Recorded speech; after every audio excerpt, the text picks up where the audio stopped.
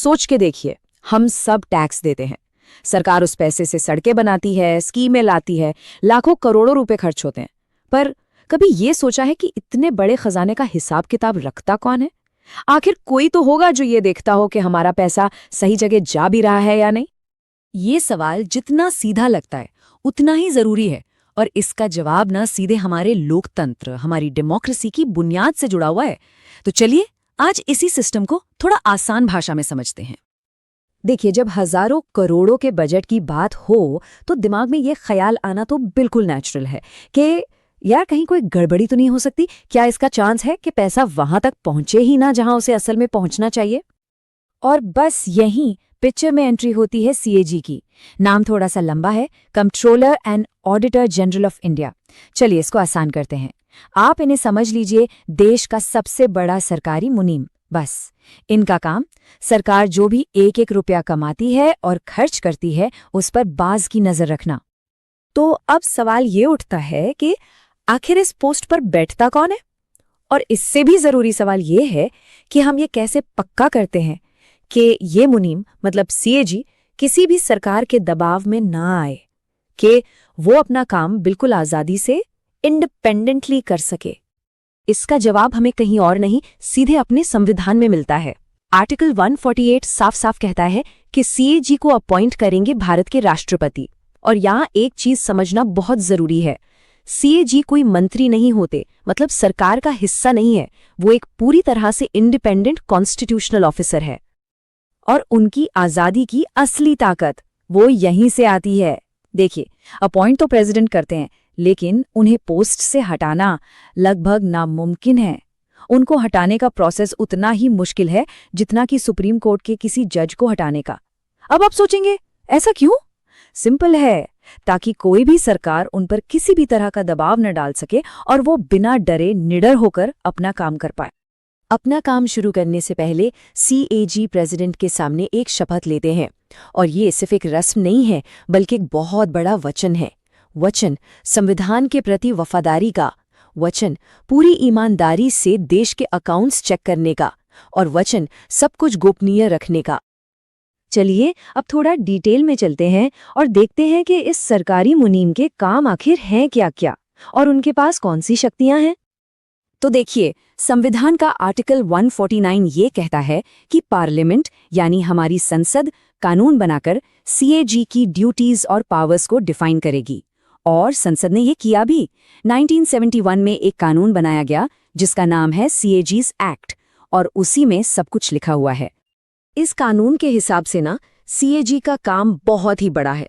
वो सेंटर और सारी स्टेट गवर्नमेंट्स सबके अकाउंट्स चेक करते हैं।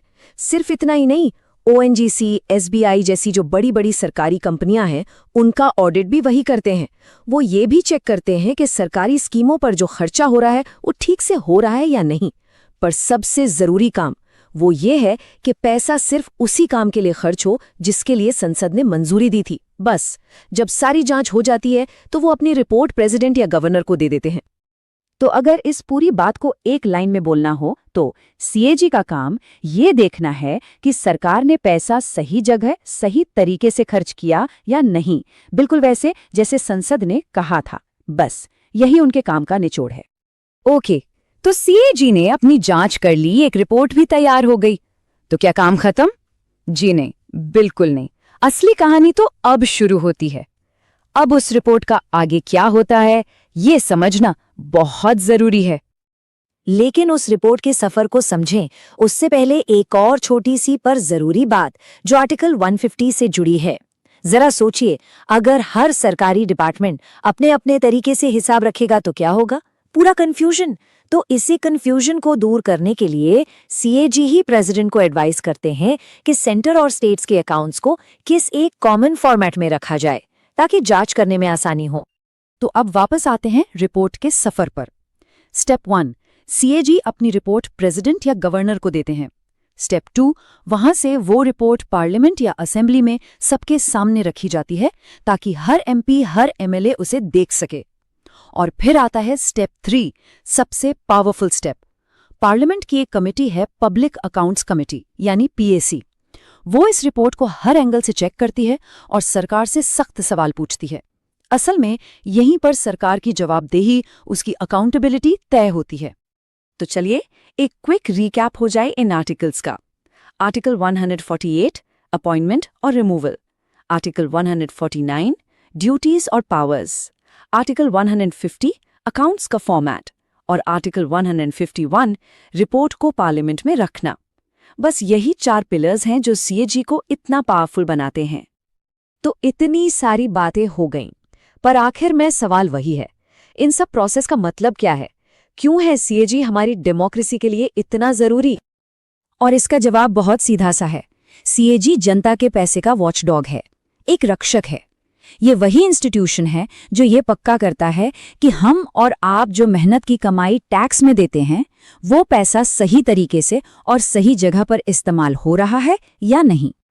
और शायद इसीलिए हमारे संविधान के जानकारों ने उन्हें एक बहुत पावरफुल नाम दिया है, guardian of the public purse, मतलब जनता के खजाने का संरक्षक। और जाते जाते एक सवाल आपके लिए छोड़ जाते हैं, सोचिएगा जरूर कि जब जनता के पैसे पर इतनी कड़ी नजर रखी जाती है, तो उससे हमारा लोकतंत्र, हमारी डेमोक्रेसी अंदर से और मजबूत कैसे बनती है?